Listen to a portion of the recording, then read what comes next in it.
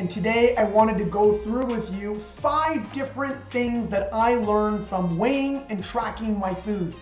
And I always love to share these reflections of these little projects that I take on myself, and so that I can share it with you, and hopefully it will inspire you or give you more information about why some of these tips or why these types of eating systems might help you. So I went on a 90-day where I will track everything what I'm eating. I was going to weigh everything of what I was eating, and I was going to use the Carbon app by Dr. Lane Norton and Holly Baxter. So what I did is I tracked everything for 90 days, it set my goals, and I just said, okay, I'm gonna track everything that I eat, and here's the 5 things that I learned, okay? Number 1 is that I learned where I was actually overeating. So in terms of being able to understand that when you put in all of your information of where you're weighing and you're putting food in, you can actually see that where I started to overeat. I overate nuts, I overate on olive oil, I underate on rice and potatoes, and I underate on my protein servings. So the big thing that I noticed in the first month is that I actually overate way too many fats, not enough carbohydrates, and my protein was probably short by 10%. So I was able to really understand what was actually happening, and when I was getting frustrated with not seeing the results that I was looking for, I figured out that I was able to see where I was actually overeating, okay? So that was number 1. Number 2 is the value of food. I could actually see how much calories was in a tablespoon of olive oil, or how much was in 1 ounce of hummus, how much calories there were when I ate 3 ounces of nuts. So giving me the visual of how much food was actually on my plate with looking at the caloric load gave me an understanding, and most importantly, education long term, to be able to understand what the value of food is. So now when I'm not tracking or counting calories vigorously, I'm able to eyeball and really understand how much calories are actually coming into my body on a daily basis. So really learning the value of food I found was very helpful for me.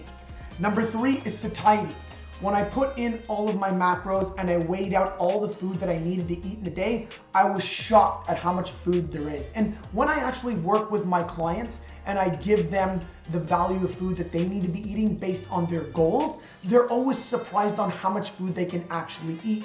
So when I started to eat the volume of food that I was supposed to eat for my height, my body, and my goals, and I started eating it every day, my cravings reduced, my hunger appetite was okay. I was like, wow, I always seem like I have enough food. So really it helped my satiety levels, because I was able to see the volume of food that I needed to eat was a big amount, because I'm mostly eating 95% real food, that I could eat away as much as I needed. Some days I wasn't even able to eat the volume of food that I needed, and I was still able to lose body fat on a weekly to week basis because the volume was so much food, okay? So it really helped me with my satiety levels. Number 4, it was help with my digestion. So what happened is that I was able to eat the same volume of food at each meal. And what I realized is that my digestive system actually preferred the similar amount of food per meal. And I also got to mess around with the volume and how many meals I ate. When I started eating 3 meals, it felt better with 4. And then when I moved up to 5 meals, it even felt better. So for me, I try to have 5 meals, but 4 meals works better for my day, but 5 meals is optimal for my digestion. So for me, figuring out my weighing and tracking of my food helped me really understand what food was doing to me in terms of my digestion. Less gas, less bloating, better movements on a daily basis. So when I look at the food scale now and we get feedback from our clients, that's actually one of the big things that they tell us, is that by using the food scale, their digestive system actually works better, okay? The last thing I learned was energy levels. It got out the roof, okay? So my recovery, my performance, everything improved. And I give that to the fact that number 1 is that when I was actually eating 4 meals per day, 3 meals per day, I felt sluggish after eating because the volume of food was so big. I remember my wife saying to me, she goes, those are way too big for you to be eating. You're gonna fall asleep after, and she was right. So then I broke it down into 4 meals. Then when I went to 4 meals, I was still feeling tired after eating because the volume was so big. Then I went to 5 meals and my energy levels went out the roof. So for me, I was eating roughly about 9 ounces 3 times a day I broke it down to 6 ounces times 4 times a day to where I was eating about 5 and a bit times 5 meals. And that's where my energy levels just prospered. So understanding that your body can only process a certain amount of food at a time, and there's gonna be an energy to take and break down that food. So finding that right amount for you is really important. For me, I find that right amount and I'm happy because my energy levels improve.